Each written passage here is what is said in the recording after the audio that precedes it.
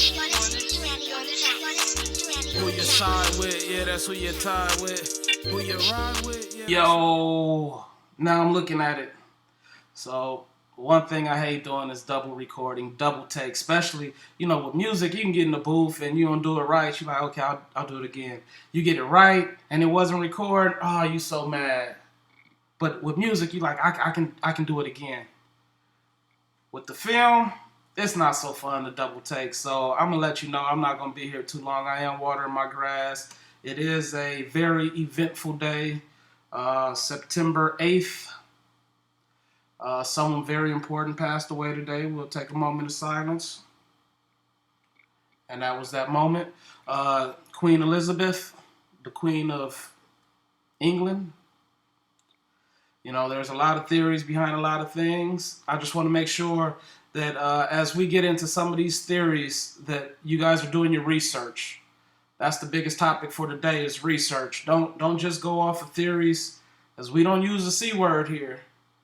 Because sometimes these theories are true, but we don't use the C word, and we don't just take whatever we hear, whatever we read, and run with it. We got to check multiple sources. We got to do our due diligence while doing our research. Same thing when we write a story. When you're writing a story, whether it's a book, a movie, even a song, if you're putting it in story form, your research is going to be the difference in a good story and not. Chances are your opinion or your brain or the way you view things aren't the way they really work. So it's very important to do a little bit of research. Maybe you're talking about the police station or NASA or the Army, which that's kind of where I'm at, where I'm talking about the Army in my book right now. And I'm going to do some research. There's some things where I can just say, hey, well, maybe they would do this or maybe they would do that. But in these situations, there are protocols. And when writing a story, it only makes sense to stick to the protocols because that validates the story. Me and the wife, we were Netflix and chilling the other night, and we were watching, I think it was a comedy, some A-list celebrity, so it was a big movie. And there were some things with insurance that popped up in the movie. And, she works with insurance, so she understands insurance. And she's over here blowing her top. This wouldn't happen. They don't do that. Took away from the story. Whatever story she was watching became less valid because she's looking at the story and this is a false story just because of this one little thing. So just remember, in your stories, make sure you're doing your research. Without the research, it's a bedtime story. We don't want to ramble in our stories. We want to be concise and just get to the point and be factual and make the story believable. Now, if you're writing a fantasy, lullaby, bedtime story, then that'd be my guess. But if any of you feel the way I do as artists, there's so much watered down sequels and remakes. And it's crazy because you would think that here in 2022, that if they did a remake of a movie made in the 80s, that the movie in 22 would probably be better. You would think there's better production. The actors are a little more seasoned. You already have a story that you're building off of. And yet and still, even stories like Star Wars, I haven't seen a new Star Wars that are better than any of the first three. And I know there are some real nerds out there that would probably chop my head off with a samurai laser sword. I know the name of it. Obi-Wan Kenobi.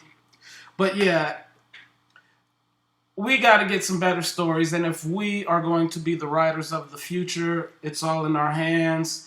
And speaking of hands, I did go back to therapy again today. So I did get some more literature.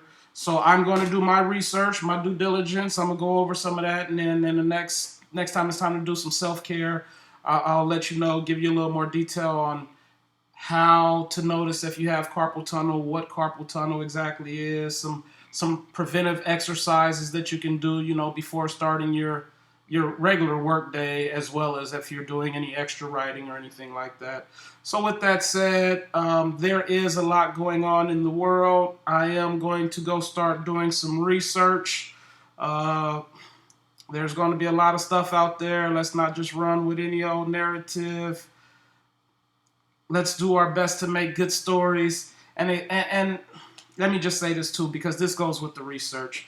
I actually said this in the last video, and I hate repeating myself, but a lot of people I know that are in the writing world write stories from a place that they've come from, a place in the genres that they're already comfortable with. Like, if you like movies like Menace to Society and Boys in the Hood, and you live in the hood, chances are you're going to write another Baby Boy. It's one way, shape, or form.